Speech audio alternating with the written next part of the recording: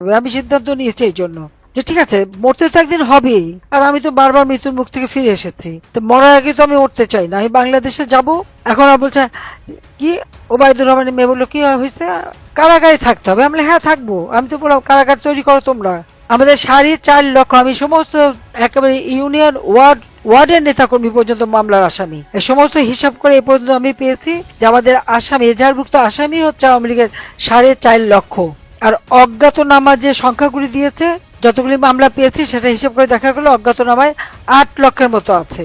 এই 8 লক্ষ অজ্ঞাতনামা মালিক আমাদের সব নেতারাই পড়বে, যারা যখন ধরবে তাকে দেবে। তার মানে এই 8 লক্ষ আর 4.5 লক্ষ সবাই রেডি থাকবে, একসাথে আমরা সারেন্ডার করব। আমরা আইন মেনে চলবো, সারেন্ডার করবো, যদিও এখানে ন্যায় বিচার নাই, আইনের শাসন নাই। আমি দেশবাসীর প্রতি আমার কৃতজ্ঞতা জানাই, আল্লাহ রাব্বুল আলামিনের কাছে আমার শুকরিয়া আদায় করি যে সে আমাকে আমার জীবন দিয়েছে, বারবার জীবন বাঁচিয়েছে, জনগণের জন্য নিজের জীবনটাকে উৎসর্গ করেছি।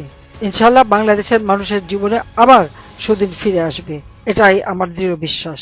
আমি এটুকু বলবো যে একবার যখন জন্মেছি মরতে তো হবেই, জন্মিলে মরিতে হবে, অমরকে কোথা হবে, চিরস্থির কবে নীর হায়রে জীবন না দে।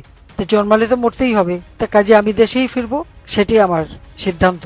আমি দেখি এখন আবার, আগে বলছে আমাকে ফেরত নেওয়ার চেষ্টা করছে, যে বলি দেশে যাবো এখন আগে ছুতা খুঁজছে কিভাবে যাবে, আইনি প্রক্রিয়া, এটা সেটা নানা কথা। তো সব বলে আর লাভ নেই, সবাই রেডি হন, তৈরি হন।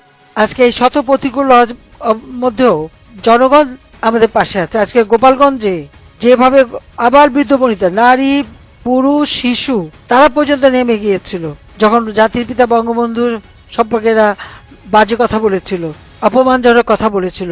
গোপালগঞ্জের মানুষটা সহ্য করবে তারা ভাবলো কি করে? সমস্ত মানুষ নেমে পড়েছিল।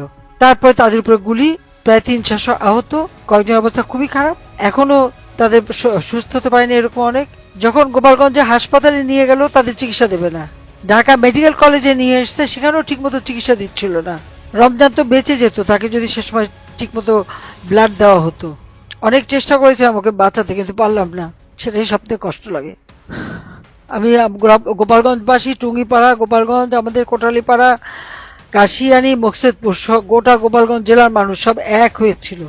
তারা যে সাহস দেখিয়েছে, আমি তাদের প্রতি আমার কৃতজ্ঞতা জানাই।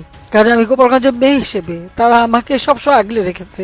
আমি বাবা, মা, ভাই সব হারিয়ে এসেছিলাম বাংলাদেশে, কিন্তু তারাই আমাকে সবসময় সেই বাবার স্নেহ, মায়ের স্নেহ, ভাইয়ের স্নেহ তারা দিয়েছে আমাকে। আজকে জাতির পিতাকে যখন ব্যঙ্গ করেছে, বাজে কথা বলেছে, তারা রুখে দাঁড়িয়েছে। আমি তাদেরকে স্যালুট জানাই, তাদেরকে ধন্যবাদ জানাই।